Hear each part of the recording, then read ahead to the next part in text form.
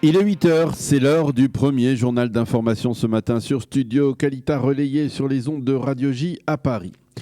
Rencontre historique hier à Entebbe en Ouganda entre le Premier ministre Binyamin Netanyahou et le président du Conseil souverain du Soudan, Abdelrahman al-Bourhan. C'est en effet la première fois qu'un dirigeant israélien s'entretient avec le dirigeant d'un pays comme le Soudan, qui est officiellement encore en guerre contre l'État d'Israël et qui soutient le terrorisme international. Au cours de cette rencontre, le leader soudanais a promis d'entamer un processus de normalisation progressive avec l'État d'Israël en vue de l'instauration de relations diplomatiques pleines et entières.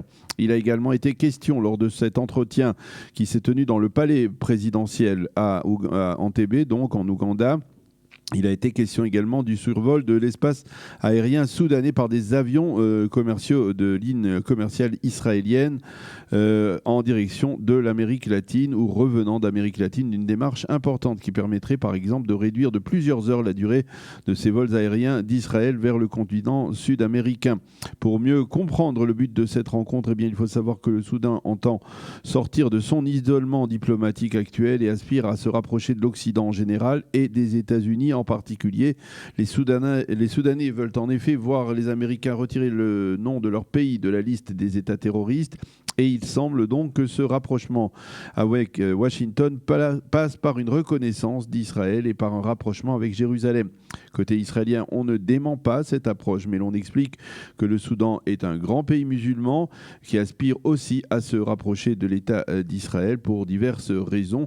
Et l'on espère que cela modifiera peu à peu le positionnement de ce pays envers l'État hébreu, en particulier dans les instances internationales comme les Nations Unies. Selon certaines sources soudanaises, la rencontre historique d'hier aurait été organisée par de hauts responsables des Émirats arabes unis et que l'Égypte et l'Arabie saoudite étaient au courant de sa tenue. Hier soir, Mike Pompeo, le secrétaire d'État américain, s'est félicité de cette rencontre et l'on estime que le leader soudanais pourrait être invité prochainement à Washington. Hier, le Premier ministre israélien s'est également entretenu avec le président ougandais Museveni et celui-ci a affirmé que son pays envisageait d'installer son ambassade à Jérusalem. Au cours de sa visite à Entebbe, le Premier ministre a déposé une gerbe à l'endroit précis où son frère, le lieutenant-colonel Yoni Netanyahou, est tombé lors de l'assaut contre le terminal d'Entebbe le 4 juillet 1976, qui avait permis cet assaut de libérer les otages détenus, les otages de l'avion d'Air France qui étaient détenus donc sur place pendant plusieurs jours.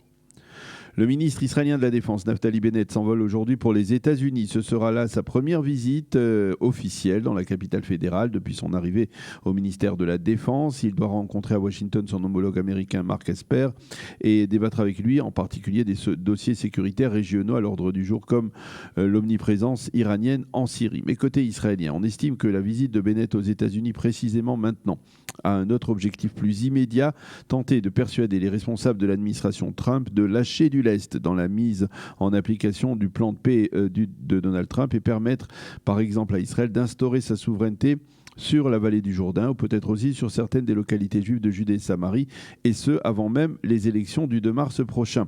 Pour l'instant, Jared Kushner, le gendre du président et son plus proche conseiller, qui est également le principal artisan du plan de paix américain, ne veut pas en entendre parler. Il répète que ce plan est un seul bloc et que l'on ne peut pas mettre en application certaines de ses clauses et en repousser d'autres. C'est aujourd'hui que le Likoud lance officiellement sa campagne électorale en perspective des élections du 2 mars et selon les proches du Premier ministre, la campagne sera dirigée vers des populations qui soutiennent traditionnellement Binyamin Netanyahou mais qui lors des dernières élections de septembre n'étaient pas allées voter. Parmi ces populations, on note la communauté francophone d'Israël mais également les Olim d'Éthiopie et les habitants des villes de développement du sud d'Israël. Ceci étant, le député bleu-blanc Yoaz Handel, qui est un homme de droite, a surpris hier en affirmant qu'il était favorable à la formation après les élections d'un gouvernement minoritaire qui reposerait provisoirement sur le soutien de la liste arabe israélienne, et ce dans l'attente de voir ensuite le Likoud rejoindre un gouvernement d'union nationale après le retrait de Binyamin Netanyahou. Les réactions critiques à cette annonce ont conduit Handel à publier hier une clarification. La météo pour terminer ce premier journal d'information. Le temps sera partiellement nuageux sur l'ensemble du territoire israélien. Il fera 12 degrés à Jérusalem, 17 à Tel Aviv et 22 degrés à Eilat. C'est la fin de ce premier journal d'information.